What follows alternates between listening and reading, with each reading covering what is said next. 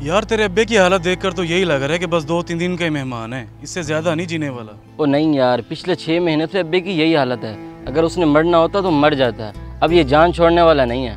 वो नहीं, बस ये 2-3 दिन का ही मेहमान है। अच्छा सुन, ये जो तेरे अब्बे की प्रॉपर्टी है ये तुम दोनों भाइयों में तकसीम होगी ना? हाँ भाई, जाहिर है 2 भाई हैं तो दोनों में ही तकसीम होगी ना। मेरे पास एक आइडिया है जिससे तेरे बाप की सारी प्रॉपर्टी तेरे नाम हो सकती है। अच्छा, वो कैसे? तू ऐसा कर, अपने भाई को जहर की गोलियां दे दे, तेरे अब्बे के साथ साथ तेरा भाई भी टपक जाएगा, तू अकेला सारी प्रॉपर्टी का मालिक बन जाएगा। क्या ये क्या कहना चाह रहा है तू? मैं अपने बड़े भाई को कत्ल कर दूं? तू पागल तो नहीं हो गया? जानी जरा ठंडे दिमाग से सोच, जब इतनी सारी प्रॉपर्टी का तू अकेला मालिक होगा तेरी मुआशरे में क्या इज्जत होगी। हाँ बात तो तेरी ठीक है, लेकिन ये काम इतना आसान नहीं है। कोई मसला ही नहीं यार, मेरी बात गौर से सुन।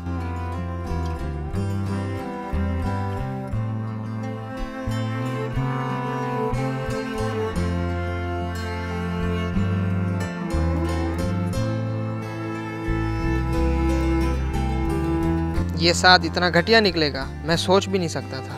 मुझे ये बात जल्द से जल्द असद भाई को बतानी होगी।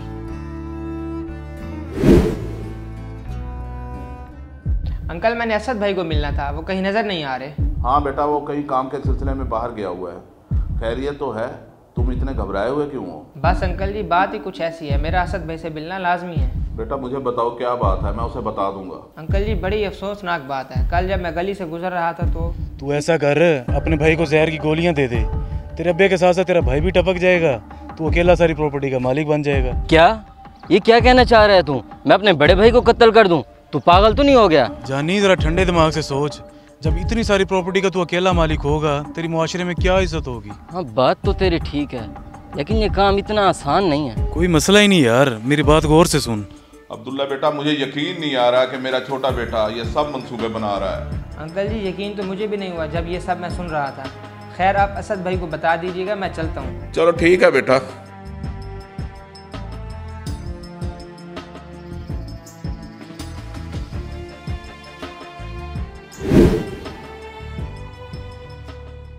जी बाबा, आपने मुझे इतना इमरजेंसी में बुलाया है।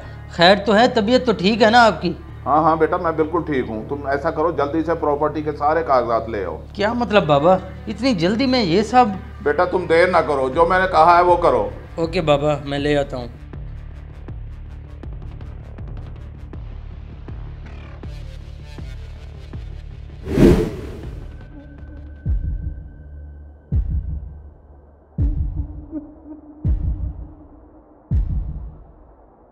ये लें बाबा और भैया, मैं आप दोनों के लिए ठंडा ठंडा शरबत लेके आया हूँ। शाबाश बेटा शाबाश।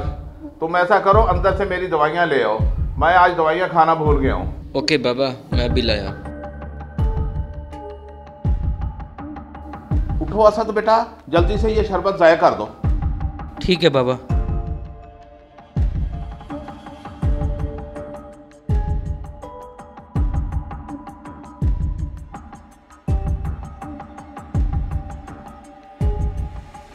वाह यार, इस दवाई ने तो बड़ी जल्दी अपना असर दिखा दिया। अभी अली को कॉल करता हूँ और उसे खुशखबरी सुनाता हूँ। जानी, अपना बनाया हुआ मंसूबा तो काम कर गया। अब्बा और भैया दोनों टपक गए। चल जानी, मुबारक हो फिर तुझे, अब सारी प्रॉपर्टी का तू अकेला ही मालिक है। हाँ जी, बस इन दोनों की तदफीन करवा के मैं सीधा तेरे पास ही आ रहा हूँ। पार्टी हार्ड होगी ब्रो। किस चीज़ की पार्टी साद? ये क्या भैया, तुम अभी जिंदा हो? तू क्या समझ रहा था कि हम दोनों मर गए हैं?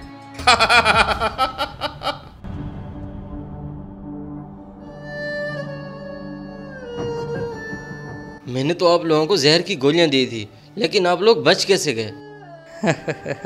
चलें बाबा, इसे ज़रा फ्लैशबैक में लेकर चलते हैं। जब तुम अपने उस घटिया दोस्त के साथ मंसूबाबंदी कर रहे थे तो अब्दुल्ला ने सारी बातें सुन ली थी और तुम्हारी हकीकत उसने आकर बाबा को बता दी थी। अब्दुल्ला के जाते ही मुझे बाबा ने बुलाया और कहा, हाँ हाँ बेटा, मैं बिल्कुल ठीक हूँ। तुम ऐसा करो, जल्दी से प्रॉपर्टी के सारे कागजात ले आओ। क्या मतलब बाबा, इतनी जल्दी में ये सब? बेटा तुम देर ना करो, जो मैंने कहा है वो करो। ओके बाबा, मैं ले आता हूँ।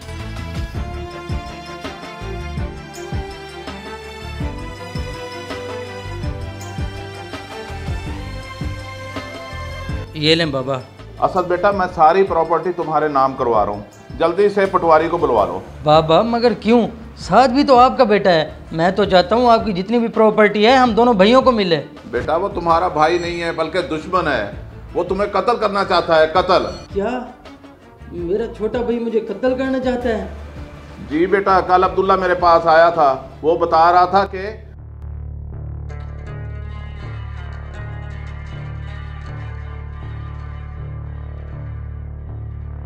बाबा साद की सोच इतनी गिरी हुई निकलेगी, मैं ये सोच भी नहीं सकता था। असद बेटा मेरी बात गौर से सुन। वो कल मुझे और तुझे किसी भी चीज़ में जहर की गोलियां मिलाकर खिलाने की कोशिश करेगा। मैं किसी बहाने उसको बाहर भेज दूंगा।